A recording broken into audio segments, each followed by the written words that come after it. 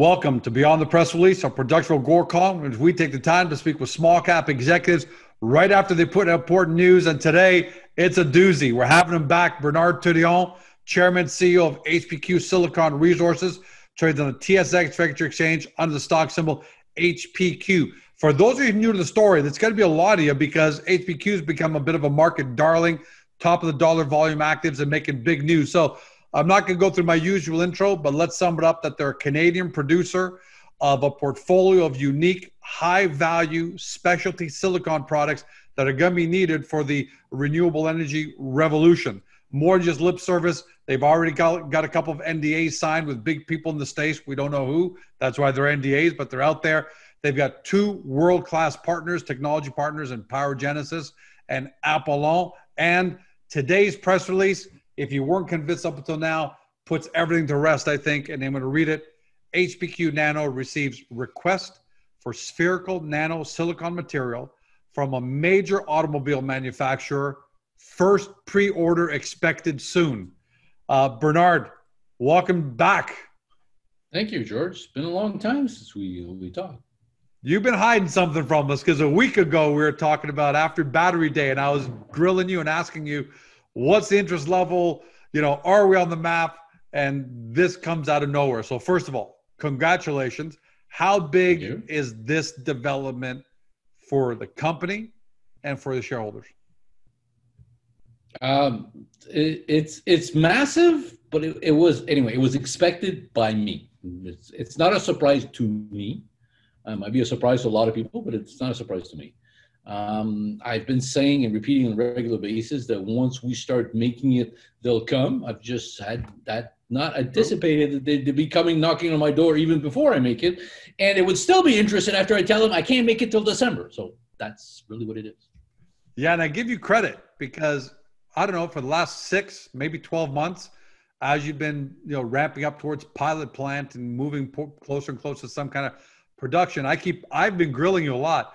Bernard, how are you going to get the story out to the industry? How are you going to get the product out to the industry? And because me thinking you have to go through a sales force and have to get people, and you kept on saying, George, they're going to call me. And it happened. What happened? Well, no, it's how can I explain it clearly? People that know, okay? It's like the joke about the BDO ad, BDO. People that know accounting know BDO, but it's the same thing. People that know silicon, okay, know the importance of nano silicon. They don't yet know it's HPQ is a solution. They're nano silicon, but they know that they need to find a reliable supplier of nano silicon that can do it at a price point that is competitive to graphite. Those are the basic parameters of the business case. Okay, I've been aware of this for a long time as we've done our evolution from just going solar to becoming innovative silicon companies. And I've also been very, very attuned to you don't get these guys to change a product they've been using for a long time for another one unless all the issues are resolved. And you have to be price competitive and everything else. So that's been the design, the vision, and everything else. That's why we decided to make HPQ Nano, to make it very clear how the process will work, how that company will work. It's easier for just having HPQ Nano doing that. And as we get closer to December and we start producing sample, it's going to get very exciting. And lo and behold, the timing was just like this. Tesla made silicon basically a general word out there that people are slowly realizing, okay? But you don't become a silicon metal producer by just saying silicon. It's far from being as easy as that. Yeah, you can't dig this out of the ground. You got to go through the hard work of actually trying to produce it and produce like no one in the world has ever done so. And you've been saying that for a long time, but most people, it's not that they haven't believed you because they don't believe you, but you took the road less traveled. Everybody else went down the traditional battery metals, stuff they can dig out of the ground. And I guess people understand that. And here's, little HPQ Silicon bang the table on silicon and people not really believing it because you're so far from the crowd. Does this?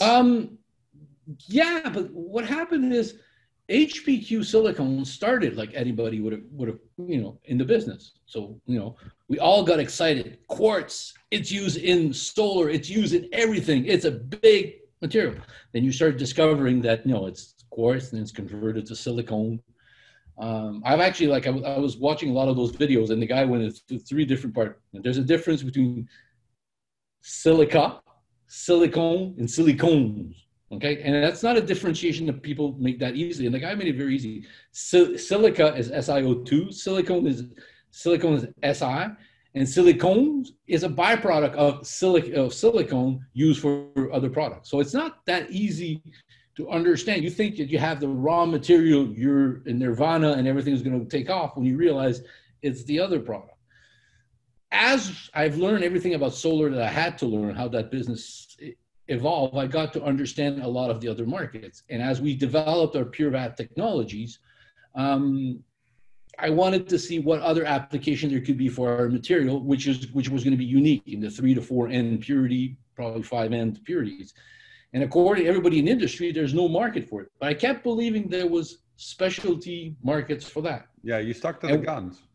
We stuck to the gun to that vision of developing the QRR, which gives us a unique opportunity to be the private label manufacturer of anybody's silicone. And now this is what we're doing we could also become the private label manufacturer of anybody's silicone for their batteries, because every different car manufacturer, battery manufacturers is going to have their own specific recipe. So do they want this size silicone, that size silicone, whatever? It's in this, we call it nano, but it's a wide scope of nano, And I have to ask you, I got to ask you, because I can feel everyone at home, like I've always said, I know they're going to be saying, why didn't George ask us? But I know you can't say much because obviously the press release is very secretive. It had to be, but is it a coincidence that just a week after Tesla made their public commitment to silicon that you announced something like this? I'm not trying to imply that it's Tesla, but at the very least, did Tesla's commitment to silicon put HPQ on the map once and for all? Or were you always there and this was just a coincidence that you happened to get this call a few days later? I have to assume it had to be 2 or 3 days later because it's a week and you put out the press release. So it had to have happened pretty fast. Okay. What I'll say is this: it is a coincidence. It's completely a coincidence. It's sort of Tesla is not the only one working on silicone for batteries. Sure.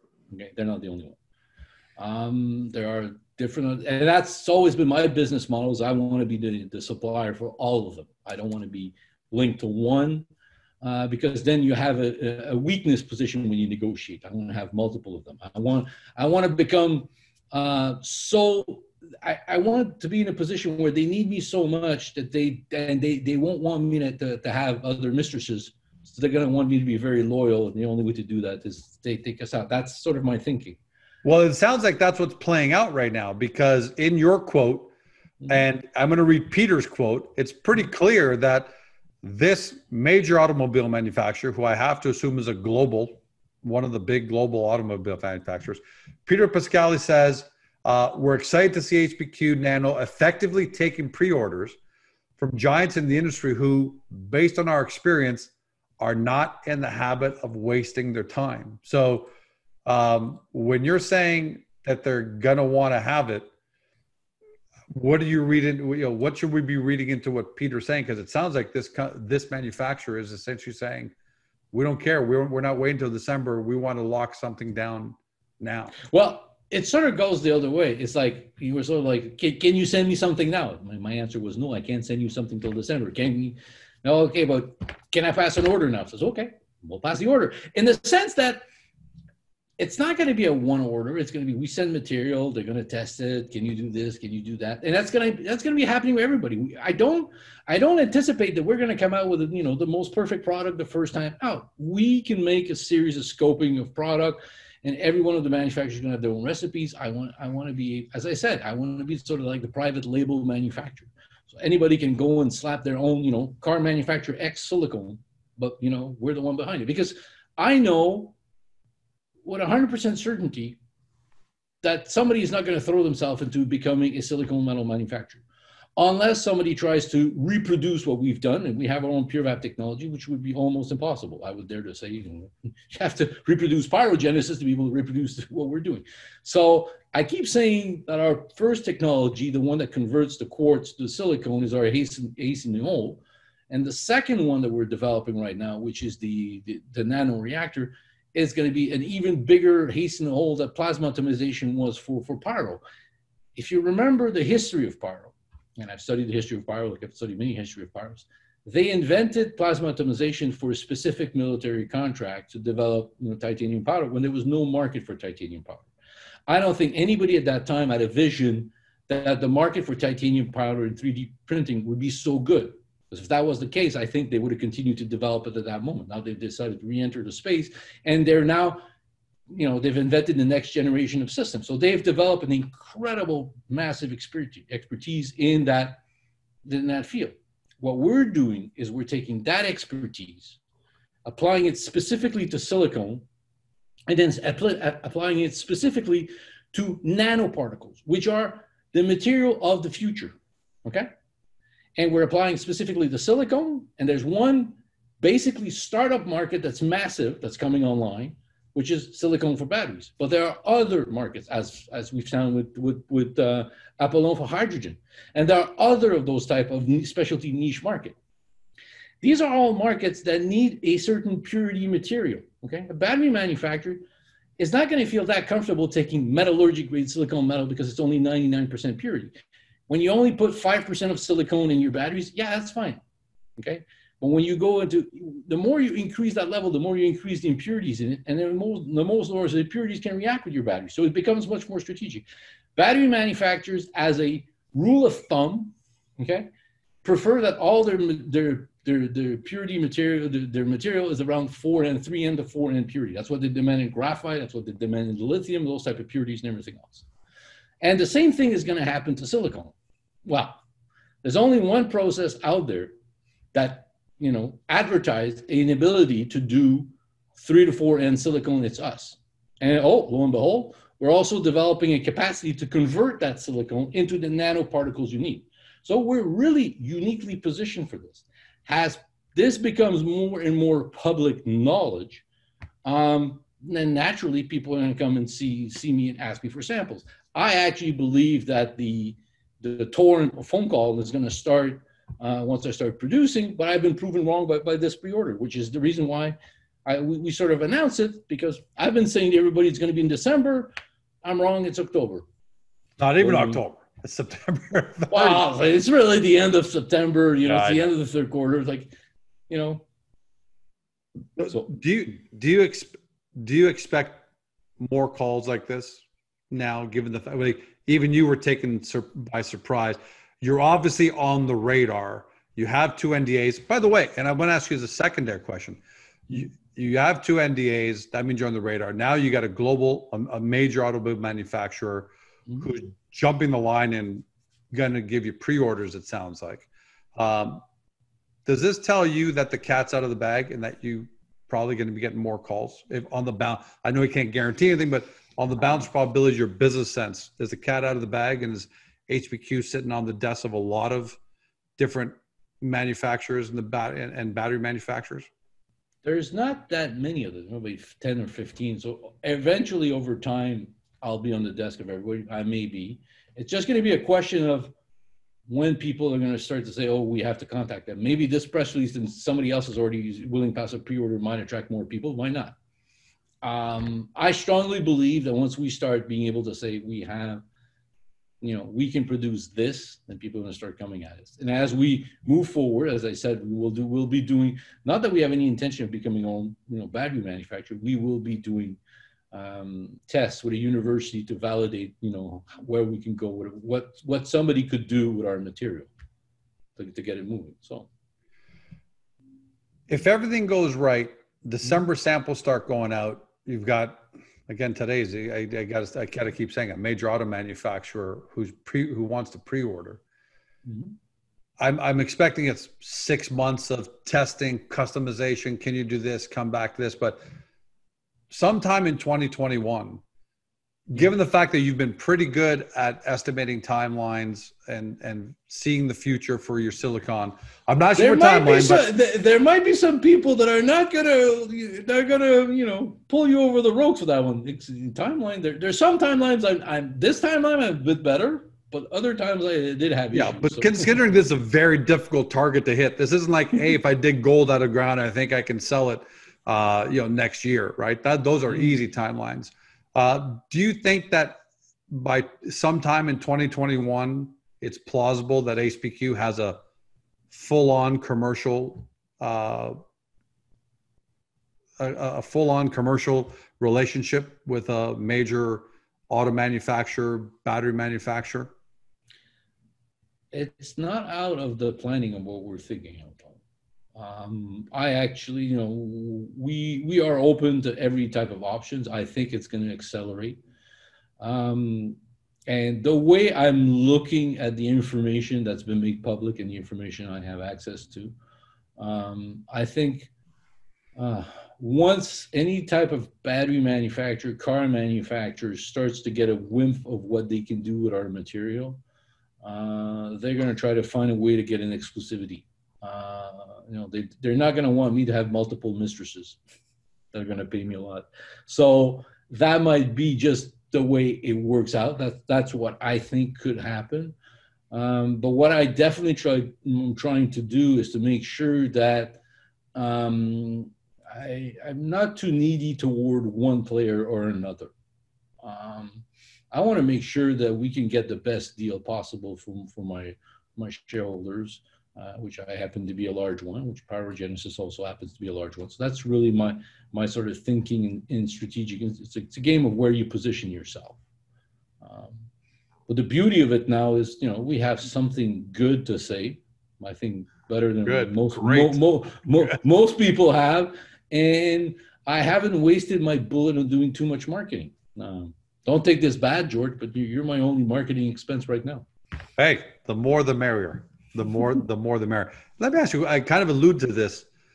Should I be reading into, or should anybody be reading into the fact that you didn't also say you're under NDA in this press release? Is that just a given now that if you're entering into a pre-order relationship, or is there a reason why you actually didn't announce that this is under NDA also? Because if not, I can ask you who it is. At least you can tell me, but. Well, no, how can I say this? Everybody has their own approach to making their own things. This particular party has a philosophy that if they sign NDAs with every one of their R&D partners, they would have more lawyers working for them than basically employees. And it's a big company, so it's sort of like, you sort of figured the way it is. So their philosophy is, no, we're just going to order it, and then we're going to develop a working relationship over time. That's the way they do it. Some others are very secretive and worried about the technology they're giving away, so they want to make sure they sign an NDA, and they're very cognizant that if you leak their name, it could go somewhere, so they're very cautious about it. This one was much more, send me the material, we'll test, we'll figure a way to work together. Okay. All right. And I know you're not going to disclose it, but technically you could disclose the name in a press release. You couldn't do it here, but you could disclose the name, I guess, if you wanted to. Yeah, but there's no need at this stage of at this stage. My goal, okay, to make sure all of us shareholders make money out of this. My goal is to deliver the product that somebody wants, that's going to be willing to scream from their roof, okay, that they've gotten my product. My ultimate dream is I don't know if you remember the old, I think it was Dell computer with Intel inside, okay? My ultimate dream as a car manufacturer says HPQ Silicon inside. And I want them to scream it. If I scream it, it's like, okay, it's not the same thing. So I'm going to do the darndest to deliver the best material at the best price, where we can generate the most of profit for us as a corporation. But I want my clients, or whoever going to become my clients, to be the one doing the word of mouth. It's sort of like my philosophy of developing that branding there. You know, a lot of people scream and saying they have XYZ, the greatest things. I don't need to scream it. I know I have it. Now it's my job to prove it. And you know what? Who are any of us to argue with you, because you have steered this ship from day one. I've watched you do it. Most people on this interview have watched you do it. There have been times, like I said, I've challenged you as to why don't we do it that way, and why don't you thinking more in conventional business terms. And everything you've told us, right down to they'll be calling me, which I thought, come on, they'll be calling him. It's happened, and congratulations on a great day today. But more importantly, can't wait to. Last week I said we're probably going to have you back again because you're going to be sending out samples sometime by December. I didn't think I'd have you back in a week, so who knows? We may have you back again next week if you get another phone call from somebody. Well, I may not, like the first one is nice. Once I get the official order, probably going to be a second one. But at one point, when I get 100 of those, is it going to be worth me to issue 100 press releases? It's going to become repetitive. It's like the NDAs. The first one are exciting. The other ones are okay. It's part of the game. Well, whichever way you go, you're doing it great, Bernard. Congratulations to you, the team, the guys at Power Genesis. Obviously, they all did a fantastic job, and Apollon, part of this entire process as well. Congratulations. Can't wait to have you back. Thank you. You've been watching, or if you've been listening by your favorite podcast, Bernard Tourillon, Chairman CEO of HPQ Silicon, trades on the venture exchange under the stock symbol HPQ. There's not much more we can say. If you're a believer in the renewable energy revolution, if you're a believer in what electric vehicles, the paradigm shift and the parabolic move that electric vehicles are going to make, and therefore batteries are going to make in the next 2, 3, 4, 5 years, then you've got to do your due diligence. Get to Agoracom, take a look at all the information there. Watch a couple. If you're new to the story, watch the videos we've done in 2020. Watch those so you can really learn about HPQ. Thanks for joining us. Have a fantastic day. Talk to you next time.